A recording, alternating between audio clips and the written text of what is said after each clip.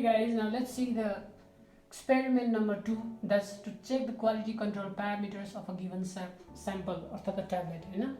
So tablet मा हामीले quality control parameters हरु के चेक गर्छौं भन्ने कुरा इम्पोर्टेन्ट हुन्छ. सो यसको अब्जेक्टिभ तिर फोकस गरौँ. सो अब्जेक्टिभ को कुरा गर्ने हो भने to control quality control parameters such as के हो त weight variation हुनु भएन हैन, धेरै हुनु भएन, friability test हुनु पर्यो, हार्डनेस हेर्नु पर्यो र डिसइन्टिग्रेसन हेर्नु पर्यो अफ अ गिवन स्याम्पल. अहिलेलाई चाहिँ हामीले स्याम्पलको रूपमा प्यारासिटामोल ट्याब्लेट लियौँ भने so what are the things to be done है. सो पहिला सुरु किन क्वालिटी कन्ट्रोल चाहियो अथवा किन चाहिँ त्यो इम्पोर्टेन्ट छ भन्ने कुराको बारेमा थोरै स्टडी गरौँ. Let's see over here. So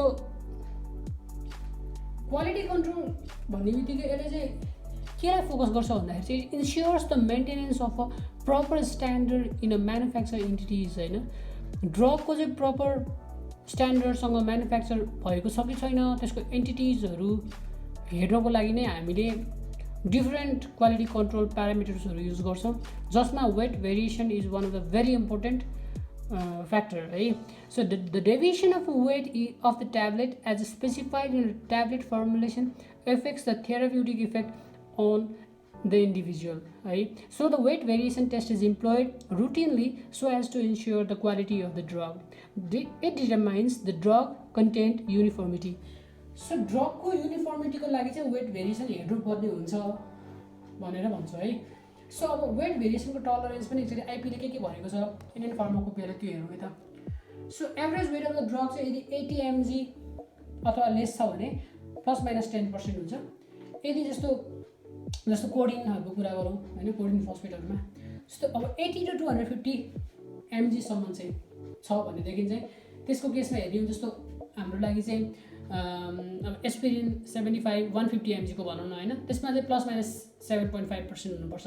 तर 250 mg भन्दा बढीको वेट भएको ड्रग छ भने चाहिँ प्लस माइनस 5% सम्मको डेभिएसन हुनसक्छ है. So guys you can see अब हियर होइन. अब हामीले चाहिँ प्यारासिटामोल ट्याब्लेट लिएको छौँ अनि प्यारासिटामोल ट्याब्लेट्स 500 mg भनेर इन्डिकेट गरेको छ होइन. अनि त्यसलाई चाहिँ हामीले इन्डिभिजुअली वे गऱ्यौँ. इन्डिभिजुअली वे गर्दाखेरि चाहिँ अब 615 614 611 601 606 603 611 यस्तै गर्दै गर्दै गर्दै 20वटा ट्याब्लेट्स हामीले वे गऱ्यौँ. त्यसपछिबाट हामीले एभरेज निकाल्यौँ. एभरेज निकाल्दाखेरि हाम्रो कति आयो त भन्दा it was found to be like 606 mg है, 0.80 mg. सो यसको पर्सेन्टेज डेभिएसन हेर्दाखेरि चाहिँ 5% अफ द एभरेज वेट गर्दाखेरि 30.34 चाहिँ आयो. यसको मतलब एक्सेप्टेन्स रेन्ज हेर्नु त गाइज एक्चुअली सो 606 हाम्रो एभरेज थियो, त्यसमा 30.34 चाहिँ हामीले प्लस माइनस गर्दाखेरि हेर्नुहोस् त, प्लस गर्दाखेरि 637 म्याक्सिमम भयो र माइनस गर्दाखेरि चाहिँ तपाईँको 576 आयो. सो अघिको हामीले डेटा हेर्ने हो भने अघिको डेटा यो डाटालाई सबै यसले चाहिँ क्यारी ओभर गर्छ है. So what does that means भन्दाखेरि चाहिँ हाम्रो ओभरअल रिजल्ट है. So let's see the result. The acceptance range was found to be 576.46 होइन, to 637.14 mg. So no tablets were outside the acceptance range क्या. त्यसो भएको हुनाले गर्दाखेरि चाहिँ no tablet differs in the percentage limit. So that is for 500 mg of paracetamols tablet अनि 5% of the average weight. अब तपाईँहरूलाई लाग्नु सक्ला why the weight of the paracetamol is more than 500 mg होइन. खासमा त्यसमा चाहिँ के हुन्छ भन्दाखेरि एक्सिपिएन्ट्सहरूले गर्दाखेरि चाहिँ त्यसको वेटमा चाहिँ अलिकति बढी हुनसक्छ है त.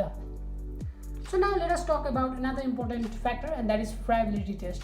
So friability test भन्ने बित्तिकै it refers to the ability of compressed tablets to avoid the fracture and breaking apart during transportation हैन. सो यदि अब ड्रगहरू चाहिँ भनौँ न विक छ अथवा त्यो चाहिँ कम्प्रेस गर्दाखेरि चाहिँ फ्र्याक्चर भइहाल्छ अथवा केही भइहाल्यो भने होइन, त्यसको चाहिँ विथस्ट्यान्ड स्ट्रङ हुनु पऱ्यो अथवा लिमिट विदिन द आइपी अथवा विदिन द बिपी जुन फार्माकोपियाले दिएको चाहिँ रेन्ज जतिकै चाहिँ त्यसको स्ट्रङनेस हुनु पऱ्यो, ट्रान्सपोर्टेसनमा प्रब्लम नआओस् भन्ने कुरा हो होइन, ब्रेकेजको प्रब्लम नआओस् भनेर. So it is use to determine the physical strength of uncoated tablet which upon the exposure to the mechanical shock है. So it is carried out in an instrument called fibrillator है त. So let's see. So यसमा acceptance criteria पनि अलिकति हेरौँ. So percentage loss must be less than 1% when rotated in the 100 revolution at 250 25 RPM in a फ्राइब्रेटर भनेको छ है, sorry 25 RPM हो, जो चाहिँ 25 रिभोल्युसन पर मिनटको स्पिडमा चाहिँ हामीले 100 रिभोल्युसन गर्छ। You can I let me show you the structure of friabilator. यो एउटा डिभाइस हो होइन, यसमा चाहिँ हामीले ड्रग्सहरू राख्छ, यसरी यहाँ ड्रग्सहरू राखेको देखिन सक्छ। अनि यो चाहिँ रोटेट हुन्छ सो 25 RPM मा। सो अनि 100 रिभोल्युसन पछि हामीले चेक गर्छौँ। सो यदि त्यसको वेट चाहिँ अब एक चाहिँ हेरौँ, यहाँ अहिले हामीले चेक गर्दा के आएको छ त, लेट्स सी। हाम्रो एभरेज वेट अफ 20 ट्याब्लेट्स भनेको 12,140 ग्राम्स भयो। फाइनलमा चाहिँ त्यसलाई हामीले रिभोल्युसन गराइसकेपछिबाट हेर्दाखेरि चाहिँ 11,873 भयो। सो डिफ्रेन्स वाज 2.19% होइन। So what is this indicate भन्दाखेरि चाहिँ अब यो टेस्टमा चाहिँ हाम्रो भ्यालिड भएन होइन, तर no problem. So the percentage of weight loss of 20 tablets of paracetamol after taken from a friabilator was within does not fall within the acceptance percentage, just tablet falls the probability test है। अब अर्को important test भनेको चाहिँ हामीलाई के हुन्छ त guys भन्दाखेरि चाहिँ हार्डनेस टेस्ट हुन्छ है। Hardness test is another important factor होइन। So it's the property of a solid होइन, solid dosage form, that is tablet, to withstand the minimal mechanical shock during the course of transportation, storage अनि धेरैवटा कुरामा है। So यसमा चाहिँ हामीले के गरेको छौँ भन्दाखेरि चाहिँ हामीले यो हार्डनेस चेक गर्नको लागि चाहिँ हामीले यो 5वटा ट्याब्लेट्स लियौँ, त्यसको हामीले एरिया हेरौँ अनि त्यसपछिबाट ट्राई गऱ्यौँ है त। यो डिभाइस चाहिँ यहाँ हेर्नुहोस् त। So it's device out here, hardness tester. अनि त्यसले विथस्ट्यान्ड गरेन भन्ने कुरा हो। So tablet of the hardness was हेर्नुहोस् त यहाँनिर found to be nearer to 5.5 kg/cm², which was the normal value. Okay, so हाम्रो सबैभन्दा इम्पोर्टेन्ट टपिक डिसइन्टिग्रेसन टेस्ट चाहिँ हामीले हेर्दैछौँ। So what is disintegration test होइन त। Disintegration test is defined as a breaking of a drug into smaller particles or granules होइन। It is also performed in a disintegration apparatus. This test is performed so as to ensure the quality of drug. अब हामीले disintegration किन गर्छौँ त भन्दाखेरि ensure the quality of the drug है। So it is the most important quality control parameters. So disintegration time is determined in vitro maintaining the similar temperature and condition as that of the body। मैले भनिहालेँ अघि न, यो in vitro test भनेको चाहिँ कस्तो भन्दा बाहिर हामीले इन्स्ट्रुमेन्ट्सहरू युज गरेर कुनै पनि ड्रगको क्वालिटी चेक गर्छौँ, त्यसको डिसइन्टिग्रेसन टाइम हेर्छौँ, त्यो चाहिँ हाम्रो बडीसँग सिमुलेट गर्न खोजेको है त।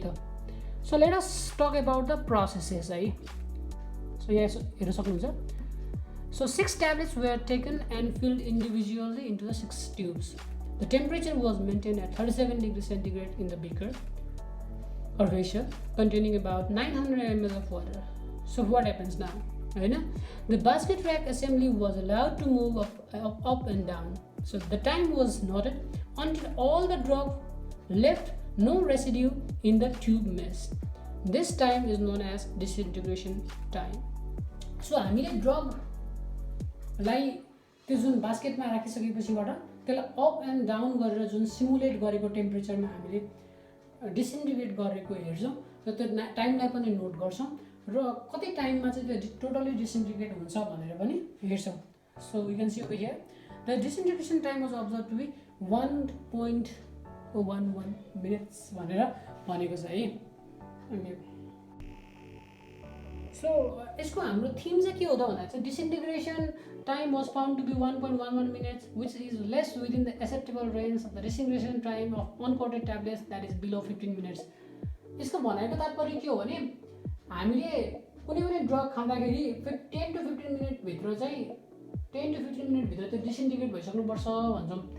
तर यो केसमा चाहिँ हामीले त्यत्रो सिमुलेट हाम्रो बडीको टेम्परेचर सिमुलेट गरेर बाहिर जुन हाम्रो डिसइन्टिग्रेसन एपारेटसमा हामीले काम गर्दाखेरि चाहिँ 1.11 मिनटमै डिसइन्टिग्रेट भयो। सो हाम्रो त एकदमै एक्सेप्टेबल भयो ड्रग होइन।